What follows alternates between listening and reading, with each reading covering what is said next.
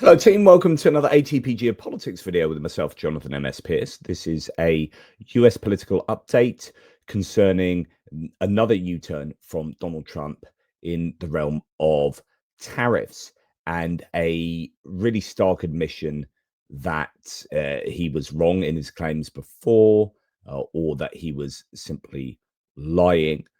Before we get into it, please remember to like, subscribe and share. That really helps out the channel. So thank you very much for those who have already done so, subscribing particularly. Right, let's get into the long weeds. Okay, so we're going to go first to the White House, who announced officially that thanks to President Trump's deal making, we're making trade fair again and winning big. Coffee, tea, cocoa, spices, bananas, oranges, tomatoes, beef, fertilizers, and more are exempt from reciprocal tariffs. America First policies delivering for American workers and families. I'm not even sure that reciprocal tariffs is the correct term here. I don't think there are reciprocal tariffs on coffee. I don't think America exports coffee to places that they import coffee from. I don't think America's exporting coffee to Brazil. I don't think they've got tariffs on Brazilian coffee because Brazil have got tariffs on American coffee. They're not reciprocal tariffs. This is what they claimed the tariffs were going to be before Liberation Day, but they put these tariffs on in bizarre amounts, different percentages worldwide, and it took people a little bit of time to realize that these reflected trade surpluses or trade deficits with a minimum tariff of 10% on nations, and any trade deficit translated into a tariff that was correlated to the trade deficit. Anyway, that minor quibble aside, what we have here is the US walking back tariffs precisely because, as we're about to find out, they were impacting people's pocketbooks too much. In other words, this is an admission that tariffs had indeed raised prices, which is something that the Trump administration had worked so hard to deny. Indeed, what you appear to have is a classic. Well, in fact, we'll talk about this flowchart in a second, this cycle. Let's go and see what has been officially said by Trump himself, by Scott Bessent, the Treasury Secretary. Scott Bessent has been saying for months that Trump raising tariffs, says James Surowiecki, did not lead to higher prices. So why would lowering Trump's tariffs lead to lower prices? Do you think maybe he was lying before? So what has happened is that this move has really shown the Trump administration to be overt liars. They are lying. They're either lying now to say by saying that removing tariffs lowers prices. That's either that is a lie, or they were lying when they said raising tariffs didn't higher prices. So this real pro-Trumper here said, or Eric Doherty said, breaking in a major development, Treasury Secretary Scott Bessent confirms the price of coffee will go down after an impending announcement for tariff relief. Quote, this is what Scott Bessent said on Fox News to Brian Kilmeade by the looks of it. You're going to see substantial announcements over the next couple of days for things we don't grow in the US. Coffee, bananas, other fruits, things like that. That will bring the prices down very quickly. So Scott Bessent saying we are going to give substantial cuts in terms of tariffs on stuff we don't grow in the US. That will bring prices down very quickly. He's causally connecting removing tariffs with lowering prices.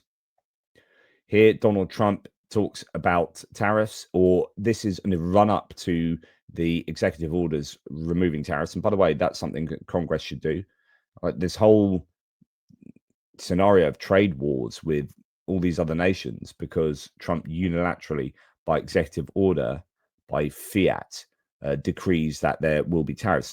There's all examples of, I think, the unified executive theory, whereby Project 2025 law is just trying to front load all the power into the executive, into the White House, and denude Congress from having any power themselves. But anyway, I think we are doing phenomenally well. This is the greatest economy we've ever had.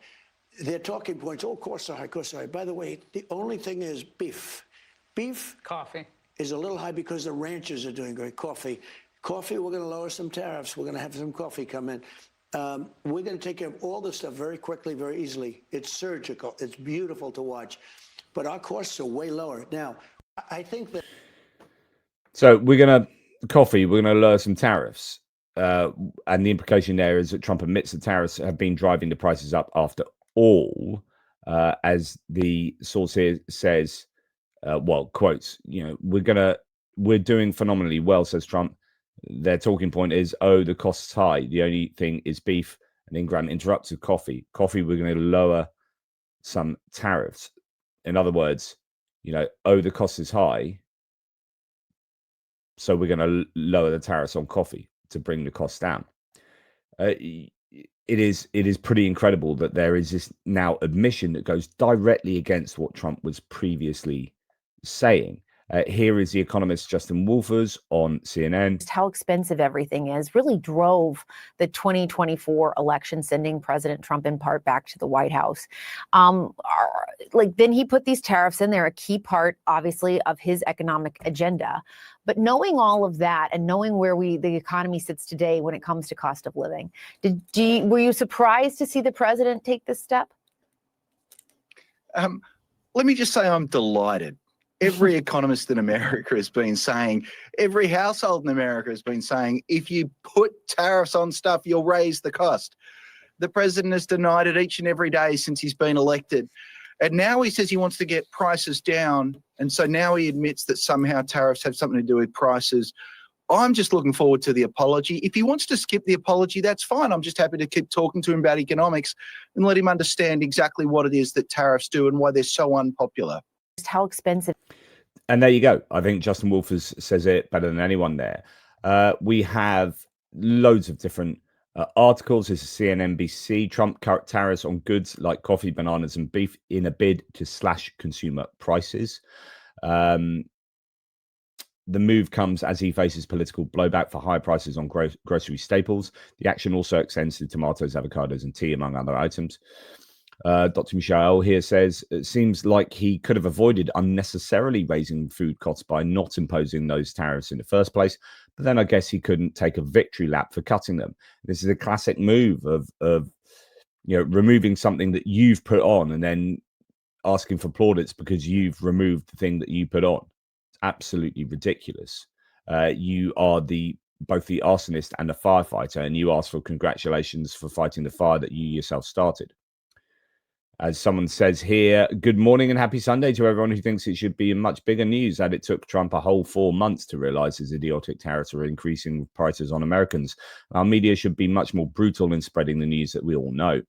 CNBC has heard Trump's tariffs on Brazil could make your coffee even more expensive. And another headline, Trump cuts tariffs on goods like coffee, bananas, and beef in bid to slash consumer prices. So a couple of articles there. Now, Senator from Georgia, Raphael Warnock, says, so let me get this straight. The president's plan to lower prices is to roll back some of his own tariffs.